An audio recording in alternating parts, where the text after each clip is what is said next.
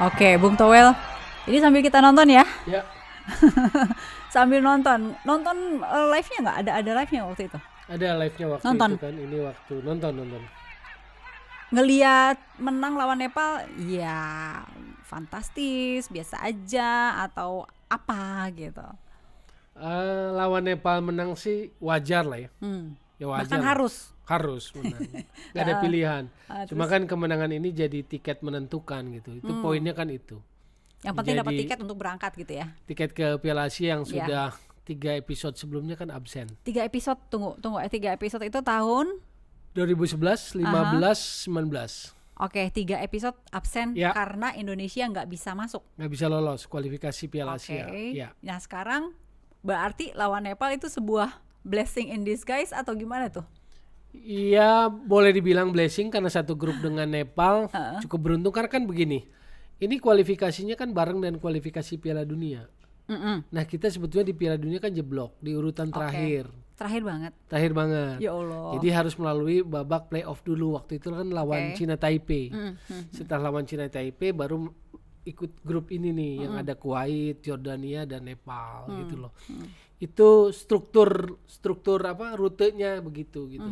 Kalau seperti Vietnam yang bisa runner up grup di grupnya bagus waktu itu kan udah langsung lolos. Oke, jadi ini salah satu jalannya kayak muter dulu gitu, Yes, kesini kan dulu. 24 finalisnya Piala Asia tahun depan, 13 udah dapat. Nah, yang 11-nya nyari lewat jalur kemarin. Termasuk kita harus ke Kuwait salah dulu. satunya itu. Iya. Oke, tapi ya udahlah. Sekarang berarti Oke. udah, yang penting udah masuk dulu ya, sampai dapat tiket dulu gitu ya, Iya, ke Piala Asia. Nah, betul. ini kalau ngelihat Nepal lawan Indonesia emang jauh. Jauh. Harus bilang jauh lah. Kita udah main bola hebat katakanlah di Asia. Nepal kan belum apa-apa. Kalau bicara Ifres, Kathmandu gitu lah. Airport yang sulit mendarat ya boleh lah Nepal gitu kan. Pemain bagus bola Nepal buat saya sih Rohit Chan kali ya. Oh oke. Yang Persija dan sekarang di Persik Kediri. Oh gitu. Ya, itu Udah Nepal bagus dibawa lagi sama kita. Iya, bagus. Rohit Chan sih bagus kalau menurut saya sih. Jadi kalau pengenalan publik bola Indonesia pada sepak bola Nepal mungkin Rohit Chan. Oh oke. Ya. Oke. Nah sekarang udah masuk nih, ya. Ya. Kans di dalam situ gimana nanti? Kita kalau secara ranking paling rendah dari 24 tim finalis. Ya pasti berat lah menurut saya sih perjuangannya. Karena kita kan ketemu jagoan Asia Barat, Iran, Saudi Arabia, Qatar kayak begitu kan. Lalu jagoannya Asia Timur, Jepang, Korea Selatan, Cina. Lalu Asia Tengah seperti Uzbekistan kayak begitu kan. Itu ya bukan lawan-lawan mudah lah. Artinya apa nih? Bukan lawan muda, terus Indonesia artinya gimana? Artinya makanya tahapannya kan paling tidak kita sudah ada di panggung Asia dulu lah. ya, Kan? Bahwa oke. kemudian di panggung berikutnya apakah kita bisa melaju? Ya mudah-mudahan. Berat sih. Sedih banget mudah-mudahan gitu. Kan Aduh. sepak bola ada ukuran-ukurannya. Iya, iya, iya. Ada ukuran-ukurannya. Kalau kita bicara Piala Asia kan kita baru 4 kali lolos. 96, 2000, 2004, 2007 waktu jadi tuan rumah. Itu aja dari 4 kali lolos baru 2 kali menang. Satu lawan Qatar 2004. Satu kali lagi menang dari Bahrain 2007. Jadi baru 2 kali menang. 2 kali menang seumur-umur. pun manusianya beda banget kan?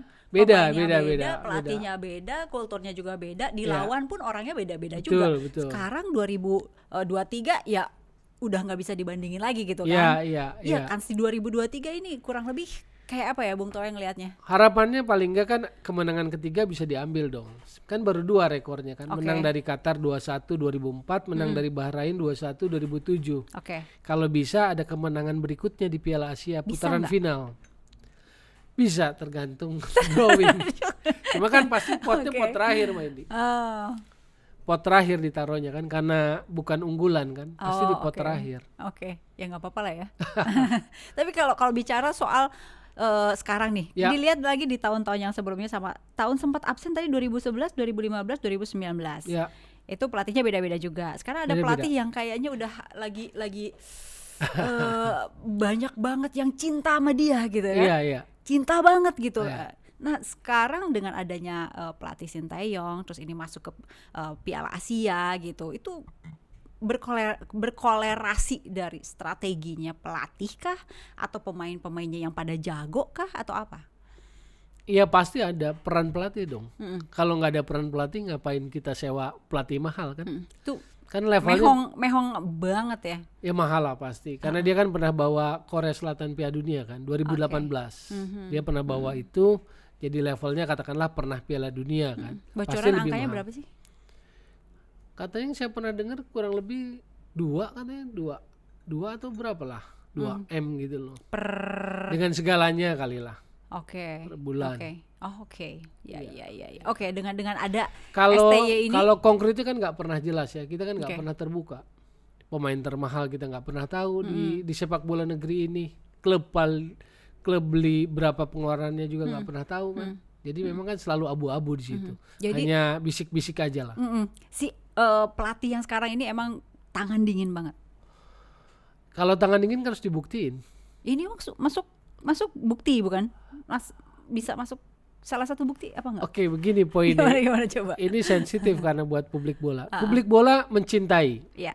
Coach Shin Tae-yong ini, Coach Shin ini. Persoalannya karena publik kehilangan percaya dan respect pada PSSI kan. Trustnya pada PSSI turun. Jadi apapun PSSI buat publik adalah negatif. Tapi Shin Tae-yong adalah positif. Cuma saya mau Padahal itu kan sebetulnya kan beda juga kan iya. sebenarnya. Yang saya mau lurusin objektivitasnya. Kalau saya PSSI, saya hire pelatih bagus, maka ukurannya apa? Parameternya, kesuksesannya, target tuh. Targetnya terpenuhi apa tidak? Oke. Nah, Shin Tae-yong ini memang meloloskan ke Piala Asia, tapi di target sebelumnya nggak dapet kan. Di level yang lebih rendah ASEAN, AFF, Piala AFF dan SEA Games kan gagal. Tapi di ASEAN lolos. Jadi ada up and down-nya. Nah, objektivitasnya kan harus dilihat. Dimanapun kan harus dilihat seperti itu. Hanya kemudian kan kita lihat waktu Piala Asia ini sedang bertanding di Kuwait, tiba-tiba di dalam negeri kan Exco mengambil keputusan mendowngrade siapa? Shin Tae-yong untuk 19 aja katanya buat Piala Dunia tahun depan. Tapi kemudian kan diubah lagi. Artinya kan PSSI yang sekarang itu takut sama publik, takut sama netizen. Jadi emang bener ya, terbukti kalau akhirnya dikasih juga ke senior itu karena demi menyenangkan netizen plus 62. Akhirnya kan dianulir lagi. Menurut saya sih anulirnya ada benarnya. Kalau kita berproyeksi panjang gitu loh. Cuma kan berarti kan artinya sebagai organisasi PSSI ini nggak ajak sejak awal mikir tentang tim nasional, pelatih tim nasional tuh nggak pas sejak awal gitu loh. Oke. Sejak awal kan dikasih 3 tim. Senior 23 sama U20. Iya. Dikasih 3 tim. Lalu kalau kemudian di tengah jalan dianulir dengan alasan yang nggak pas, lalu di timing momentum yang nggak pas, lagi loloskan Piala Asia malah mau di-cut. Ini kan malah menimbulkan pertanyaan balik kepada PSSI gitu loh. Intinya begini, pelatih profesional ya harus punya parameter-parameter sepak bola yang jelas aja, itu aja.